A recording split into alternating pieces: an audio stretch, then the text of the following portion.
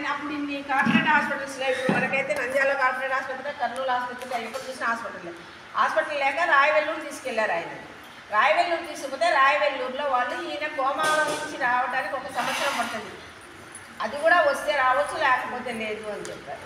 మనం మనిషి బతికినప్పుడు ఎవరు వదులుకోలేము. పైగా కానీ గవర్నమెంట్ కొంత డబ్బులు ఇస్తుంది అన్నమాట, వాళ్ళకి మెడికల్ ట్రీట్మెంట్కి మాకైనా ఇస్తుంది, కొంత వీళ్ళు పెట్టుకుంటారు.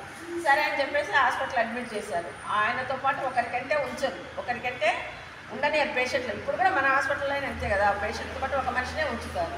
సో ఒక మనిషిని ఉండాలంటే ఆయన భార్య నేనే ఉంటానని, ఎందుకంటే అక్కడ నర్సులందరూ వాళ్ళకి ట్రీట్మెంట్ చేస్తుంటారు, బాత్రూమ్కి అంతా వాళ్ళే తీసుకుపోతారు కాబట్టి మనుషులు ఎక్కువ అవసరం రాదు, అంటే ఇంటి మనిషి ఒకరు తప్ప. ఆమె నేను ఉంటానని ఉందన్నమాట. వాళ్ళు తలాపన బైబిల్ పెట్టారు.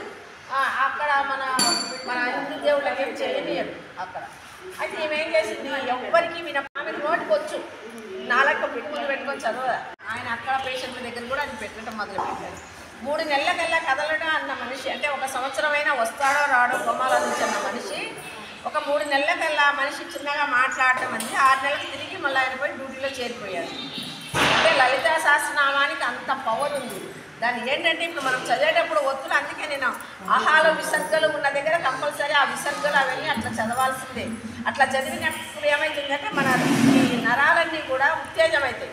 ఉత్తేజమైనప్పుడు మనకి జ్ఞాపక శక్తి పెరుగుతుంది, మంత్రశక్తి ప్రభావం వలన మనలో మార్పు వస్తుంది అన్నమాట.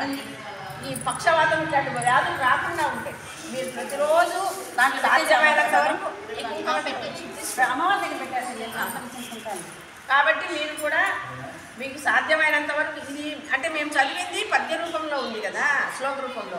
గద్య ఒక్కొక్క అట్టిగా విడిగా ఉన్నాయి లలితా సహస్రనామం. మీరు ప్రతిరోజు చదువుకోండి. మీరేమనుకుంటున్నారంటే మీరు భజన చేస్తేనే అని కాదు, భజన కంటే పవర్ఫుల్ లలితా సహస్రనామం. మీకు తెలియని విషయం అది. భజన ఏంటంటే మనం రోజు పాడే పాటలే ఈ చేతుల వరకు మాత్రమే నీకు ఎక్సర్సైజ్ బాడీకి, కానీ లలితా సహస్రనామం శరీరం మొత్తానికి కూడా ఉత్తేజం చేస్తుంది. అదే గాయత్రి మంత్రం కూడా అంతే. నేను పోయినసారి గాయత్రి మంత్రం చెప్పినట్టు ఓం భుహు ఓం భోహ ప్రాణాయామంతో సహా చెప్పాను, తను అందుకే ఎక్కువసేపు పడుతుందని. మీరు ఒక 5 రోజులు కానీ ఓం భుహు ఓం భోహ ఓం స్వహతో సహా మీరు గాయత్రి మంత్రము ఇట్లా పట్టుకొని చెయ్యండి, మీకు జ్ఞాపక శక్తి బాగా అవుతుంది, ఆ తిమ్మిర్లు పోతాయి. నేను నిజం చెప్తున్నా. మీరు ఊరికే వచ్చి ఆయన అప్పుడు ఇన్ని కార్పొరేట్ హాస్పిటల్స్లో ఇప్పుడు మనకైతే నంద్యాల కార్పొరేట్ ఆసుపత్రి, కర్నూలు ఆసుపత్రి, ఎప్పుడు చూసిన హాస్పిటల్ లేక రాయవెల్లూరు తీసుకెళ్లారు. ఆయన రాయవెల్లూరు తీసుకుపోతే రాయవెల్లూరులో వాళ్ళు ఈయన కోమాలో నుంచి రావడానికి 1 సంవత్సరం పడుతుంది, అది కూడా వస్తే రావచ్చు లేకపోతే లేదు అని చెప్పారు. మనం మనిషి బతికినప్పుడు ఎవరు వదులుకోలేము. పైగా కానీ గవర్నమెంట్ కొంత డబ్బులు ఇస్తుంది అన్నమాట, వాళ్ళకి మెడికల్ ట్రీట్మెంట్కి మాకైనా ఇస్తుంది, కొంత వీళ్ళు పెట్టుకుంటారు. సరే అని చెప్పేసి హాస్పిటల్ అడ్మిట్ చేశారు. ఆయనతో పాటు ఒకరికంటే ఉంచరు, ఒకరికంటే ఉండని పేషెంట్లు. ఇప్పుడు కూడా మన హాస్పిటల్లో అయినా అంతే కదా, పేషెంట్తో పాటు ఒక మనిషినే ఉంచుతారు. సో ఒక మనిషిని ఉండాలంటే ఆయన భార్య నేనే ఉంటానని, ఎందుకంటే అక్కడ నర్సులందరూ వాళ్ళకి ట్రీట్మెంట్ చేస్తుంటారు, బాత్రూమ్కి అంతా వాళ్ళే తీసుకుపోతారు కాబట్టి మనుషులు ఎక్కువ అవసరం రాదు, అంటే ఇంటి మనిషి ఒకరు తప్ప.